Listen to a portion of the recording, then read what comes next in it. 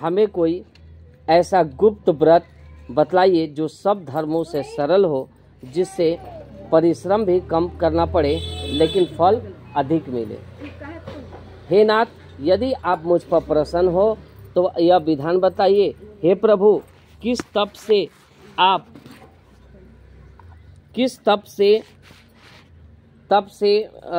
धर्मों से सरल हो, जिसमें परिश्रम भी कम करना पड़े लेकिन फल अधिक मिले। हे नाथ, यदि आप मुझ पर प्रसन्न हो तो यह विधान बतलाइए। हे प्रभु, किस तप, व्रत या दान से आदि मध्य अंत रहित जैसे महाप्रभु हमको प्राप्त हुए हैं। शिव जी बोले, देवी सुनो, मैं तुमको एक व्रत जो मेरा सर्वोच्च और छिपाने योग्य है, लेकिन तुम्हारे प्रेम के वशीभूत होकर मैं तुम्हें बतलाता हूँ। ये जो मेरा व्रत है, शिव जी ने कहा कि भारतवर्ष में जैसे नक्षत्रों में चंद्रमा, ग्रहों में सूर्य, वर्णों में ब्राह्मण और ब्राह्मणों में देवता विष्णु भगवान, नदियों में गंगा और पुराणों में महाभारत, वेद आदि सामवेद और इंद्रियों में मन श्रेष्ठ है। एकाग्र मन से सुनो, जिस व्रत के प्रभाव से तुमने मेरा आधा आसन प्राप्त किया है वह मैं तुमको बतलाता हूँ और बतलाऊंगा, क्योंकि तुम मेरी प्रेयसी हो। भाद्रपद मास में हस्त नक्षत्र से युक्त शुक्ल पक्ष की तृतीया तिथि को उसका अनुष्ठान मात्र करने से स्त्रियां सब पापों से मुक्त हो जाती हैं। ये जो व्रत जो होता है, निर्जला व्रत, इसको मात्र करने से स्त्रियां सब पापों से मुक्त हो जाती हैं। हे देवी, तुमने आज से बहुत दिनों पहले हिमालय पर्वत पर इस व्रत को किया था, यह वृत्तांत मैं तुमसे कहूँगा। पार्वती ने पूछा, हे नाथ, मैंने यह व्रत क्यों किया था और वह सब आपके मुख से सुनना चाहती हूँ। तो शंकर भगवान बताते हैं, पार्वती जी पूछती हैं और बोलती हैं कि मैं आपके मुख से सुनना चाहती हूँ, सो आप मुझे बताइए। नाना प्रकार इसके आसपास तरह तरह की भूमियाँ हैं, तरह तरह के वृक्ष उस पर लगे हुए हैं, नाना प्रकार के पक्षी, अनेक प्रकार के पशु उस पर निवास करते हैं। जहाँ पहुंचकर गंधर्व के साथ देवता भी सिद्ध चारण पक्षीगण सर्वदा प्रसन्न मन से विचरते हैं। वहाँ पहुंचकर गंधर्व गाते हैं और अप्सराएं नाचती हैं। उस पर्वतराज के कितने ही शिखर ऐसे हैं जिनमें स्फटिक रत्न और वैदर्ण्य मणि आदि को खाने भरी हुई हैं। यह पर्वत ऊंचा तो इतना अधिक है कि मित्र के घर की तरह समझकर आकाश का स्पर्श किए रहता है। उसके समस्त शिखर सदैव हिम पर्व से आच्छादित रहते हैं और गंगा जल की ध्वनि सदा सुनाई देती है। हे पार्वती, तुमने बाल्यकाल में उसी पर्वत पर तपस्या की थी। 12 वर्षों तक तुम उल्टी टंकर केवल धुआं पीकर रही और 64 वर्षों तक सूखे पत्ते खाकर रही। यानी पार्वती जी जब शंकर भगवान को अपना पति के रूप में मानने लगी तो तपस्या की थी कि हे प्रभु, मैं इस तपस्या से आप मिलेंगे कि नहीं मिलेंगे।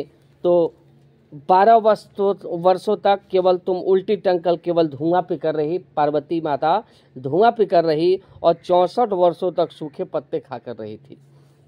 और माघ मास में तुम उसी जल में बैठी रहती और बैसाख की दोपहरिया में पंचाग्नि तापती रहती थी।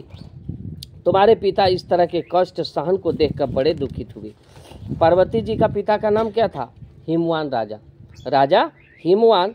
जो सावन महीने में जल बरसता था, तुम सूखी भूखी प्यासी रहकर मैदान में बैठी रहती थी। तुम्हारे पिता इस तरह के कष्ट सहन को देखकर बड़े दुखित हुए। वे चिंता में पड़ गए कि मैं अपनी कन्या किसको दूं। उसी समय नारद जी वहां आ पहुंचे और मुनि श्रेष्ठ नारद जी उस समय तुम्हें देखने गए थे।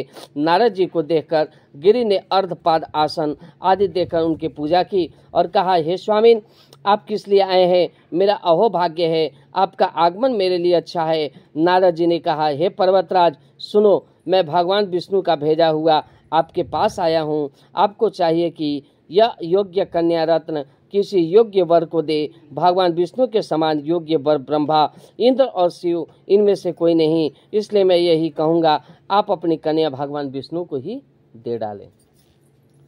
अब बोलते हैं कि ये लड़की पागल हो गई है, ये उल्टी धुआं पीकर रहती है, सूखा पत्ता खाकर रहती है, सो मैं विष्णु भगवान से विवाह इसका फिक्स करना चाहता हूँ। तो हिमवान ने कहा, हिमवान वाचः वासुदेव शिव स्वयं देवा कन्या प्रार्थते यदि तया मया प्रध्यान्तव्या तो दागमनो गौरवाता इतमेवं कथितम श्रुत्वा। हिमान ने कहा कि भगवान विष्णु स्वयं मेरी कन्या ले रहे हैं और आप संदेश लेकर आए हैं, तो मैं तुम्हें अपनी कन्या दूंगा। हिमान की इतने बात सुनकर मुनिराज नारद आकाश में विलीन हो गए। वे पीताम्बर, शंख, चक्र और गदाधारी भगवान विष्णु के पास पहुँचे और वहाँ हाथ जोड़कर नारद जी ने भगवान विष्णु से कहा, हे देव सुनिए, मैंने आपका विवाह पक्का कर दिया। अब नारद भगवान विवाह कराने में लग गए। बोले विष्णु भगवान को कि हे भगवान, मैंने आपका विवाह पक्का कर दिया। और तुम बिना उत्तर दिए ही अपनी सखी के घर चली गई और वही जमीन पर पड़कर तुम बड़ी दुखी होती हुई विलाप करने लगी, रोने लगी।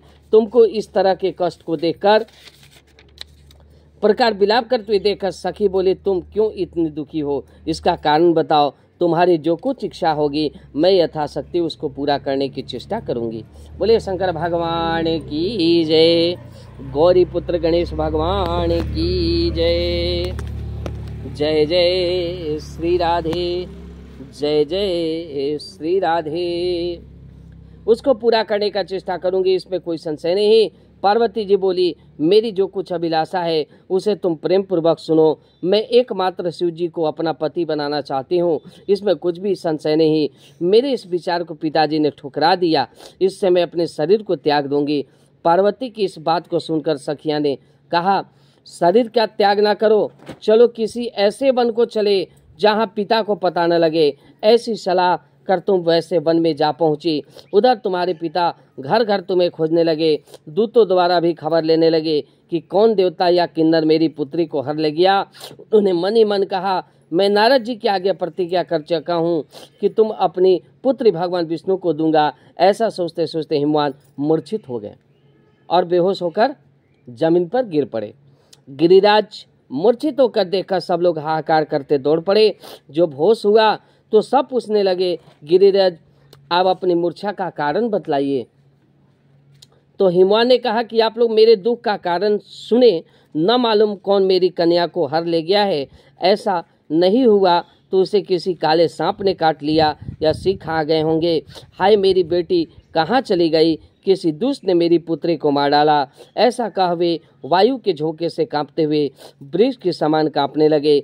इसके पश्चात हिमवान ने तुम्हें वन वन खोजने लगे। वह वन भी सिंह, भालू, हिंसक जंतुओं से बड़ा भयानक हो रहा था। तुम भी अपनी सखियों के साथ उस भयानक वन में चलती चलती एक ऐसी जगह जा पहुंची जहां एक नदी बह रही थी और उसके रमणीय तट पर एक बड़ी सी कंदरा थी। तुमने उसी कंदरा में आश्रम बना लिया और मेरी एक बालुकामयी प्रतिमा बनाकर अपनी सखियों के साथ निराहार रहकर मेरी आराधना करने लगी। जब भाद्रपद शुक्ल पक्ष की हस्तयुक्त तृतीया तिथि प्राप्त हुई तब तुमने मेरा विधिवत पूजन किया और रात भर जाकर गीत वाद आदि से मुझे प्रसन्न करने में बिताया। और उस व्रत राज के प्रभाव से मेरा आसन डगमगा उठा, जिससे मैं तत्काल उस स्थान पर जा पहुंचा जहां पर तुम अपनी सखियों के साथ रहती थी। वहां पर पहुंचकर मैंने तुमसे कहा, मैं तुम पर प्रसन्न हूँ, बोलो क्या चाहती हो। इतने में शंकर भगवान आते हैं और पार्वती माँ को बोलते हैं कि मैं तुमसे प्रसन्न हूँ, देवी तुम क्या चाहती हो। तो बोलती, हे नाथ, हे मेरे देवता, आप मेरे पति रूप में मेरे पास आए और मुझे स्वीकारें। यदि आप मेरे ऊपर प्रसन्न है तो मेरे पति बने। मेरे तथास्तु कहने पर कैलाश पर्वत पर वापस आने पर तुमने वह प्रतिमा नदी में प्रवाहित कर दी और सखियों के साथ उस महाव्रत का पालन किया। और हिमवान भी तब तक उस वन में तुम्हें खोजते हुए आ पहुँचे।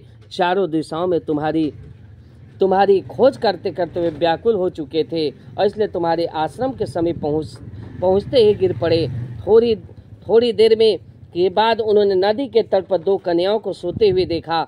देखते ही उन्होंने तुम्हें छाती से लगा लिया और बिलख कर रोने लगे। फिर पूछा, पुत्री तुम सिंह, व्याघ्र आदि जंतुओं से भरे वन में क्यों आ पहुंची।